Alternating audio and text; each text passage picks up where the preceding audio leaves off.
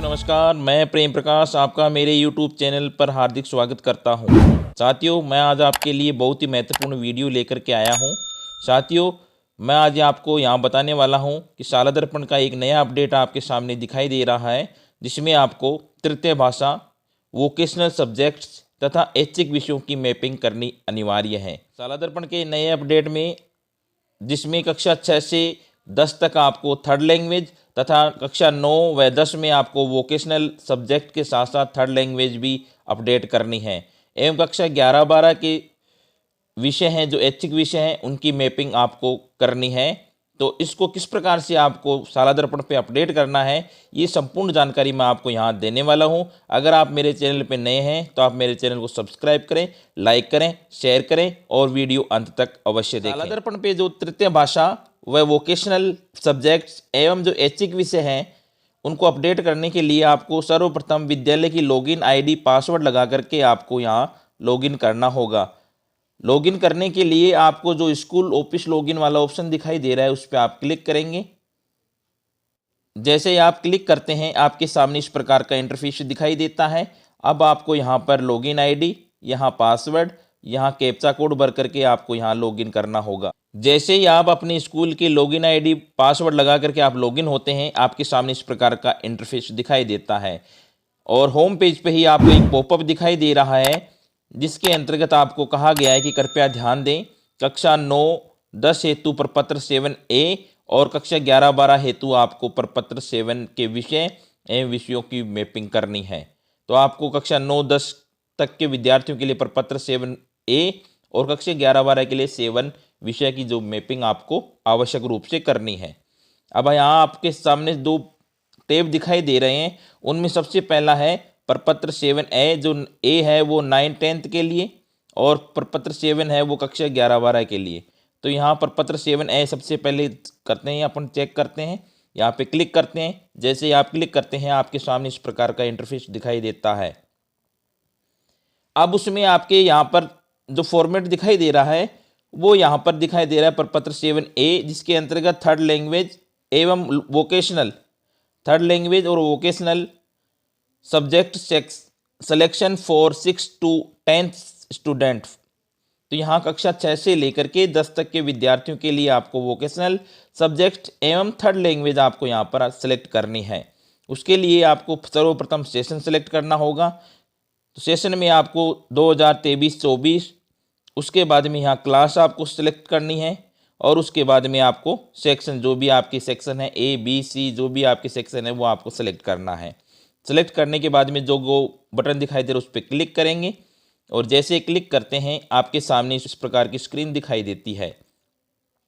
नीचे की तरफ स्क्रॉल करते हैं तो आपके सामने विद्यार्थियों के डाटा यहाँ शो होने लग जाते हैं। उनमें सबसे पहले आपका विद्यार्थियों का SR नंबर, उसके बाद में यहाँ आपको दिखाई देता है विद्यार्थी के नाम, उसके बाद में उसके फादर्स नेम नाम, उसके बाद में फादर्स नेम और यहाँ थर्ड लैंग्वेज, उसके बाद में यहाँ वोकेशनल और यहाँ एक्शन बटन दिखाई देता है। तो इनमें सबसे पहले आपको विद्यार्थी के जो थर्ड लैंग्वेज वाला ऑप्शन यहाँ दिखाई दे रहा है उसको आपको सेलेक्ट करना है।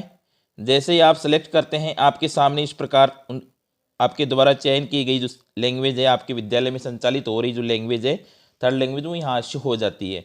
अगर केवल एक ही लैंग्वेज आपकी संचालित हो रही है तो यहाँ एक शो होगी, अगर एक से अधिक हो रही है तो वहाँ पर आपको एक से अधिक थर्ड लैंग्वेज यहाँ शो होंगी। जैसे यहाँ इसके मामले में देखा जाए तो यहाँ एक ही लैंग्वेज शो हो रही है, इसका मतलब यहाँ पर संस्कृत थर्ड लैंग्वेज के रूप में संचालित हो रही है। और इसी थर्ड लैंग्वेज सिलेक्शन के बाद में आपको आगे जो बिंदु दिखाई दे रहा है वो वोकेशनल, ये कक्षा 6 से 8 तक आपको वोकेशनल वाला ट्रेड है वो आपको सिलेक्ट नहीं करना है। और कक्षा 9 से 10 जहाँ जिन विद्यालयों में व्यवसायिक शिक्षा का संचालित की जा रही है वहाँ आपको यहाँ पर ये ट्रेड आपको सेलेक्ट करना है। उसके बाद में आप प्रत्येक विद्यार्थी का एक एक का भी सिलेक्ट कर सकते हैं और इस प्रकार से आपको सबको सेलेक्ट करने के बाद में नीचे की साइड में स्क्रॉल करते हैं तो यहाँ आपको सबसे अंत में सबमिट ऑल सब्जेक्ट्स ये लिखा हुआ बटन दिखाई देता है। यहाँ पर आपको सबको चेक करना है, इसी प्रकार से डाटा फिल करने हैं थर्ड लैंग्वेज और वोकेशनल के। उसके बाद में यहाँ आपको सबमिट ऑल स्टूडेंट्स पे क्लिक करना है। जैसे आप क्लिक करते हैं आपके सामने इस प्रकार का पॉपअप दिखाई देता है, जिसके अंतर्गत कहा जाता है कि आपके द्वारा students format 7A added update successfully. यहाँ इस प्रकार का पॉपअप दिखाई देता है। इसी प्रकार से आपको प्रत्येक कक्षा के विद्यार्थियों की थर्ड लैंग्वेज आपको सेलेक्ट करनी है, उनको अपडेट करना है। इसी प्रकार से जिन विद्यालयों में व्यवसाय शिक्षा संचालित है उनमें भी आपको कक्षा 9 और कक्षा 10 में आपको व्यवसाय शिक्षा के साथ में थर्ड लैंग्वेज दोनों आपको अपडेट करनी है। तो इसके लिए आपको उसी प्रकार से सेक्शन सेलेक्ट करना है। 2023-24 कक्षा 9 सेलेक्ट करनी है। सेक्शन आपको ए बी जो भी आपके लागू होता है वो सिलेक्ट करना है। उसके बाद में यहाँ विद्यार्थियों की सूची दिखाई देगी, उसमें आपको सर्वप्रथम जो ऑप्शन दिखाई दे रहा है उसमें थर्ड लैंग्वेज आपको सेलेक्ट करनी है।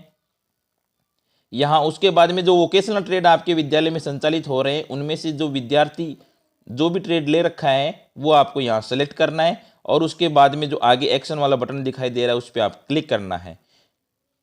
और जैसे आप क्लिक करते हैं आपके सामने student format 7A added successfully का पॉपअप आपको दिखाई देता है। उसके बाद में प्रपत्र 7 कक्षा 11-12 के लिए आपको अपडेट करना है। तो उसके लिए आपको क्या करना होगा, सबसे पहले जो प्रपत्र 7 है यहाँ पर जो दिखाई दे रहा है उस पर आप क्लिक करेंगे। जैसे आप क्लिक करते हैं आपके सामने इस प्रकार का इंटरफेस दिखाई देता है। यहाँ आपको दिखाई देता है कि कक्षा 11-12 के स्टूडेंट हैं उनकी फैकल्टी वाइज जो स्टूडेंट है वो यहाँ चूज ऑप्शन सब्जेक्ट है यहाँ दिखाई देता है। अब यहाँ उसके नीचे देखते हैं तो कक्षा 11 में अगर आपके नामांकन 0 है तो आपको यहाँ जो चेक बॉक्स दिखाई दे रहा है उस पर आप टिक करेंगे, और नीचे जो सबमिट वाला ऑप्शन दिखाई दे रहा है उस पर आप क्लिक करेंगे। जैसे आप सबमिट करेंगे आपका जो नामांकन 0 है वो अपडेट ऑटोमेटिक हो जाएगा। अगर आपके विद्यालय में कक्षा 11 में नामांकित विद्यार्थी की संख्या है तो आपको यहाँ नीचे की ओर स्क्रॉल करना है। यहाँ सबसे पहले आपको सेशन है वो सिलेक्ट करना है 23-24। उसके बाद में क्लास 11-12 जो भी आप अपडेट करना चाहते हैं वो। उसके बाद में सेक्शन ए बी सी जो भी आपके सेक्शन है वो यहाँ सेलेक्ट करेंगे। जैसे सिलेक्ट करते हैं आपके सामने इस प्रकार का इंटरफेस दिखाई देता है। यहाँ विद्यार्थियों की सूची आपके सामने दिखाई देती है। अगर उसमें सब्जेक्ट अपडेट हैं तो आपको उनको चेक करना है, और अपडेट नहीं है तो आपको जो आगे की साइड में विद्यार्थी के नाम, उसके बाद में आपके फैकल्टी जो भी आर्ट साइंस है उसकी वो आप चेक करनी है। उसके बाद में option subject first, optional subject second, optional subject third, इसमें आपके जो भी सब्जेक्ट हैं वो आपको यहाँ सेलेक्ट करने हैं।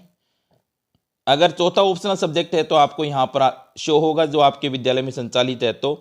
और उसके बाद में एक्शन बटन पे जो पेंसिल का निशान दिखाई दे रहा है उस पर आप क्लिक करेंगे। जैसे आप क्लिक करते हैं आपके सामने इस प्रकार का इंटरफेस दिखाई देता है, और ये सारे के सारे जो बॉक्स हैं वो ओपन हो जाते हैं। आप यहाँ सेलेक्ट कर सकते हैं आर्ट साइंस जो भी फैकल्टी है, सब्जेक्ट के अंतर्गत सब्जेक्ट लिस्ट आपके यहाँ संचालित विद्यालय में वो आप सेलेक्ट कर सकते हैं। ऑप्शनल सब्जेक्ट सेकंड आप यहाँ सेलेक्ट कर सकते हैं। उसके बाद में ऑप्शनल सब्जेक्ट थर्ड यहाँ सेलेक्ट कर सकते हैं। अगर आपके विद्यालय में चौथा सब्जेक्ट के रूप में IT या जैसे कि वोकेशनल सब्जेक्ट है तो वो आपको यहाँ पर सेलेक्ट करना होगा। और उसके बाद में जो सेव वाला ऑप्शन दिखाई दे रहा है उस पर आपको क्लिक करना है, और क्लिक करके आपको आपके द्वारा जो डाटा फीड किए हैं उनको सेव करना है। तो इस प्रकार से प्रत्येक विद्यार्थी के डाटा आपको फीड करने हैं। साथियों, आपको इस प्रकार से प्रपत्र 7 जिसके अंतर्गत ऐच्छिक विषय कक्षा 11-12 के लिए, प्रपत्र 7A जिसमें कक्षा 9-10 के लिए आपको थर्ड लैंग्वेज एवं व्यवसाय शिक्षा आपको अपडेट करनी है। आपको मेरा वीडियो कैसा लगा कमेंट बॉक्स में जाकर के कमेंट अवश्य करें। अगर आप मेरे चैनल पर नए हैं तो आप सब्सक्राइब करें, लाइक करें, शेयर करें। वीडियो अंत तक देखने के लिए धन्यवाद। इसी प्रकार के नए वीडियो लेकर के मैं पुनः हाजिर होऊंगा। तब तक के लिए नमस्कार, थैंक यू, शुक्रिया।